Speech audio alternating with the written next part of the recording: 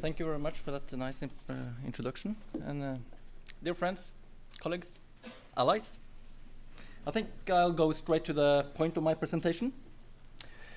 And that is what I believe. And I believe that in regions where Russian and Western interests tend to meet, the use of non-military methods is much more effective than the brutal use of conventional force. That does not necessarily mean that the conventional forces are obsolete or irrelevant. It only means that conventional forces are more thoroughly subjected to the intimate relationship with their non-military instruments. You probably know that this phenomenon is far from new, referring to George Kennan's citation in the long telegram from 1946, where he claimed, quote, "We've been handicapped by a popular attachment to the concept of a basic difference between peace and war, by a tendency to view war as a sort of sporting context outside the wall political context, by a national tendency to seek for a political cure-all, and by a reluctance to recognize realities of international relations, the perpetual rhythm of struggle in and out of war." But to Russia in particular, I believe the extensive use of non-military methods actually can help compensate for, or maybe even neutralize, NATO's conventional superiority. This is particularly so in regions that are much more important to Russia than to the West. It does definitively include Kyiv, Minsk, Tbilisi, but also Chisinau, Yerevan, and Baku, and I would also argue maybe more problematically, the NATO members in Tallinn, Riga, and Vilnius. They are all situated very close to a Russian state that has become increasingly anxious, particularly so to the potential impact of liberal ideas, Western values that threaten to undermine Russia's orthodox consciousness, their identity, their national cohesion, and thereby also their security. And in that context, I think Norway cannot be ruled out either. Situated only 120 kilometers from Russia's nuclear force on the Kola Peninsula, political, civic, and military communities in Oslo, maybe at Værnes, Reitan, Vardø, they are potential high-value targets. Not necessarily so for Russian missiles or conventional forces, but from a broad spectrum of non-military means. This is first of all because Russia worries that North Norway could become a potential stepping stone for NATO operations into Russia, primarily so as a result of a spillover situation from an emerging crisis in the Baltics. In the early stages of a Baltic crisis, or anywhere actually else in Russia's near abroad, Norwegian intelligence assets on the ground, at sea, or in the air would be crucial force multipliers, not only for the Norwegian government and the military servants, but particularly so for US and NATO situation awareness. And this is particularly so in terms of the readiness status of Russia's nuclear force.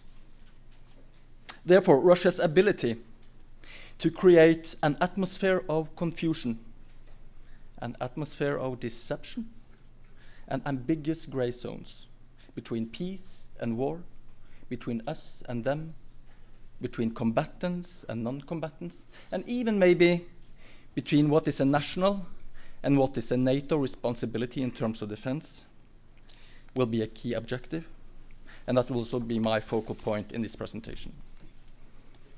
Even though I'm not a historian, I still know that ambiguous gray zones is far from a new phenomenon.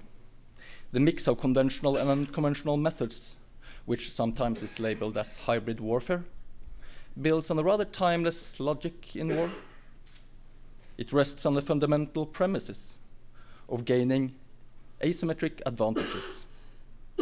Protect your vulnerabilities, exploit your strength, direct your efforts towards the opponent's weakest point. This is how dilemmas are made. No matter what the opponent chooses to do, he's doomed to be worse off. My understanding of hybrid warfare, therefore, is the timely and coordinated employment of military and non-military means. And the aim is much more sophisticated than just occupying a piece of contested territory through brute force. It is to exert political influence, to make civilian decision makers at the local and national levels to change their minds. It may include anonymous cable network attacks, for instance towards critical infrastructure for strategic oil and gas deliveries in Stavanger, against aviation control centers at Longyearbyen or electricity grids here in Trondheim. It may include electronic interception of command and control systems at Reitan, denial of stable internet access to the police in Finnmark, or to the Armed Forces Situation Centers in Oslo. It may also include a deliberate intimidation of friends and relatives close to the Prime Minister, the Defense Minister, or any military commander at Lutvann or Reitan, Bardufoss or wherever, performed professionally by FSB agents situated at the Russian embassy in Oslo. And these efforts may also be energized by psychological operations and propaganda campaigns, particularly so towards anxious members of parliament or a nervous population living very close to the Globus 2 radar at Vardø or the F-35 shelters at Værnes. Additional pressure may also come from small green men, but this time dressed up in civilian clothes. They may try to contaminate your drinking water in Bergen or even assassinate important people in relevant ministries. Now, all of these techniques are irregular. They scare people, and they are a diffuse and a very subtle nature. A common feature is nevertheless that they tend to be underscored by more conventional gunboat diplomacy, for instance, snap exercises close to Kirkenes, a possible submarine outside the Hammerfest, or maybe minor border violations with drones or missiles. Again, this mixture is not new. But what is new, I believe, is Russia's ability to combine and synchronize these methods much more efficiently. The purpose, as I said, is not necessarily to occupy a small piece of Norway. Rather, it may be to build up a political pressure towards the government and the parliament by scaring the local, regional, and national levels of administration. And exactly in this context, the avoidance of brute force is imperative, as it would much more easily unite allies and consequently trigger a more resolute NATO response. The purpose, therefore, is to stay below NATO's radar or US congressional attention. Preferably so by creating an atmosphere of unpredictability, surprise, and ambiguity. It could be based on Russia's request for a buffer zone around its vulnerable second strike capability on the Kola Peninsula. It would imply maybe a Norwegian military withdrawal from the waters around Svalbard, maybe a restricted no-fly zone above the western parts of the Barents Sea, maybe a brigade north that should not be kept north of Alta, or even a Mariata intelligence vessel that should return to Hammerfest no later than within 36 hours. What would the Russian arguments be? I believe that Russia would argue the following. Due to the tense situation in the Baltics, Norway and Russia would be much better off with a long strategic warning time in the Barents Sea region. The Kremlin would argue that this would stabilize the high north. It would prevent unnecessary militarization, particularly so in a region that is so full of natural resources, a tranquil spot that for centuries have tied the two states peacefully together. Mutual respect for each other's security concerns has always been a successful recipe for the bilateral relationship. Norwegian assurances to calm down maybe trigger-happy or even nervous commanders in the Northern Fleet would therefore be of great help.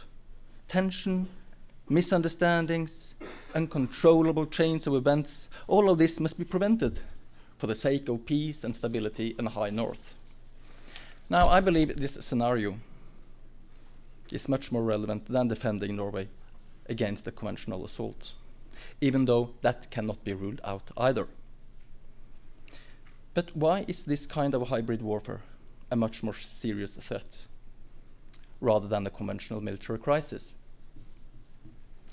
Because I believe hybrid warfare is a concept that much better exploits Russian strengths.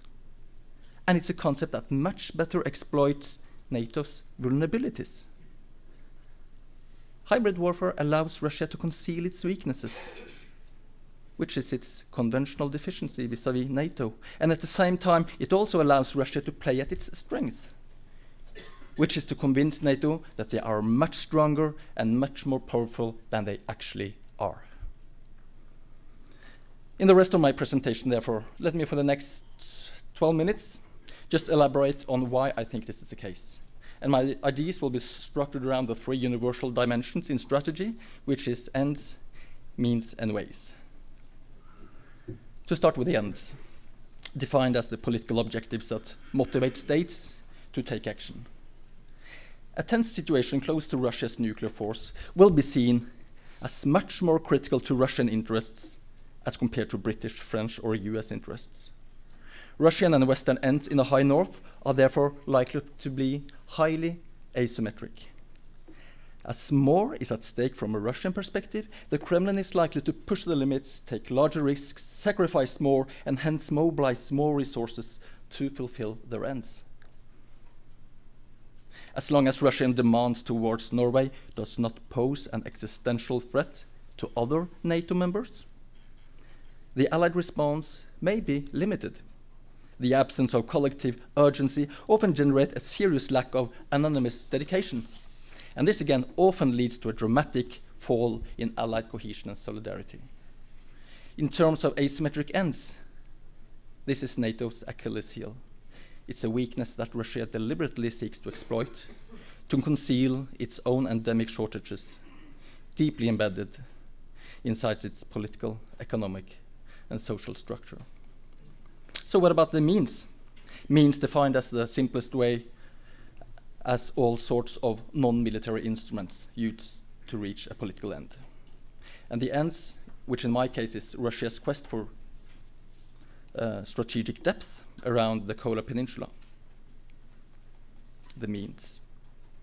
Despite shortcomings in the Russian state apparatus, the different sectors have long traditions in synchronizing their instruments of power. From the rise of the Soviet Union and until this day, numerous civilian security and paramilitary agencies have served the purpose of subversion, deception, and disinformation. And they are all tied together by the most important principle, combination, to enhance overall political achievements. These agencies, which tend to thrive and cultivate inside authoritarian regimes, fall neatly into Russia's effort of synchronizing all instruments of power in some kind of a grand strategy with an indirect approach towards civilian communities in the West. Since Putin came to power, the bureaucracy has gradually undergone a significant refinement. It includes, among other things, a more viable Security Council serving as an interagency coordination board for non-military and military means, many new situation centers, a more cohesive and unified command structure, and a new National Defense Center in Moscow. Designed to coordinate efforts of cable networks attacks or deception or subversion or psychological operations, Russia has then access to a much broader, a much more complementary register of non-military means. Compared with Norway and NATO instruments of power, this gives Russia an enormous asymmetric advantage that cannot be underestimated. For sure, NATO's conventional preponderance may certainly inflict serious damage on the Northern Fleet. But invoking US reinforcement and emergency plans in Trøndelag may be difficult or even of limited relevance. If NATO or the US Congress do not exactly know who the opposing parties are, where are they located, and what are they actually up to? Following the Russia's annexation of Crimea, Russia's hybrid warfare has invoked deep concerns even among old NATO members, as pointed out by the British Parliament in 2014, quote, NATO is currently not well prepared for Russian threat against the NATO member states. The Russian unconventional attack using asymmetric tactics designed to slip below NATO's response threshold would be particularly difficult to counter, and the challenges which NATO faces in deterring such an attack poses a fundamental risk to NATO's credibility." End quote. So NATO members' absence of a broader and more complementary toolbox that goes beyond conventional defense and deterrence may increase its own vulnerability. As Russia pays more attention to its non-military assets, the social fabric that keeps NATO members together may be increasingly challenged. And then for the last and third dimension, ways. Ways defined as methods used to connect ends and means. It could be claimed that Russia's non-military means have one purpose: to separate one allied member from another. In my scenario, it means to separate Norway from NATO or the United States. Only that way may Russia, as a military inferior part, prevail politically through the timeless acts of split and divide. And only that way may Russia gain the necessary clout to persuade Norway to accommodate the humble request for a longer strategic warning time, and thereby also more stability in the high north. Being economically, militarily, and technologically inferior to NATO and the US, this method also is highly asymmetric. By intimidating policymakers and their relatives, by shutting down public services, by manipulating media reports and stepping up snap exercises, Russia averts open confrontation while simultaneously building up a pressure towards Norwegian authorities, and most importantly, without firing a shot. Employing these methods is less problematic within authoritarian states. Russia's bureaucracy builds on discipline and secrecy. The introduction of an increasingly large number of security officials inside the state structures has energized a more cohesive and loyal state apparatus. Hence, Russian decision-making processes are less committed to transparent and countable democratic principles. Rapid and decisive decisions can therefore more easily be made without presenting facts or providing proofs to its citizens. President Putin's denial of Russian presence on the Crimean Peninsula in March 2014 is but one example. Let me quote: "Of course the Russian servicemen did back the Crimean self-defense forces. They acted in civilian clothing, but in a decisive and professional manner." End quote. Inside the Russian state, therefore, deception as part of hybrid warfare concept goes right to the top in the governmental chain of command. This method of connecting ends and means clearly gives Russia an asymmetric advantage vis-à-vis a more consensus-oriented, transparent, and democratically accountable NATO. So, to conclude, therefore, let me emphasize two challenges. Firstly, among the individual NATO members, Russia's hybrid warfare efficiently prevents members to act decisively. As most allies are highly advanced welfare systems with an increasingly strong bureaucratic specialization, inter-agency coordination is put at the test. Hybrid warfare is a challenge because it strikes simultaneously across many different governmental services. It ties countermeasures from health, defense, interior, foreign affairs, trade, energy, and many other public services together. This is what George Kennan would call the Russian way of political warfare, because NATO members' domestic political organization is targeted. The diffusion of roles and responsibilities in modern European states often lead to fragmentation and limited coordination, and these are the same vulnerabilities that Russia exploits as a political battleground for the purpose of policy. And the second challenge, the gray zone derived from Russia's hybrid warfare, also strikes NATO's cohesion, and hence bilateral security arrangements, for instance, between Norway and the United States. This is particularly so when it comes to identify exact criteria for when the transfer of authority should go from a national to an allied commander. How far goes national responsibility with regard to defense in this scenario? When will a crisis eventually become a US or NATO responsibility? If the political pressure continues to grow without a smoking gun, will NATO or US respond to the call? Probably not. Is it a military problem at all? In that case, what are the indicators? Are they valid, relevant, in order to convince the Congress or NATO that at least some kind of assistance should be required? Will a conventional military response be politically relevant at all? Will the wide range of anxious civic communities in Finnmark be assured by increased military presence? Or could it be that the deployment of US combat troops into civic communities increases popular apprehension and thereby destabilizing the situation even more? Well, I believe these questions are important, particularly so because hybrid warfare deliberately targets civic communities and civilian decision-making processes at all levels, inside and between allies. According to Stoltenberg, this is one of the reasons why NATO need to cooperate more with the EU, to build a more comprehensive understanding of how civilian and military counter-efforts can be combined to address this challenge. And so far it seemed to me that NATO and its military members are too conventional in their mindsets, and that more effort should be made to find mutually reinforcing instruments inside the more comprehensive civil-military toolbox. So that concludes my presentation. Thank you very much for the attention, and I look forward to the debate.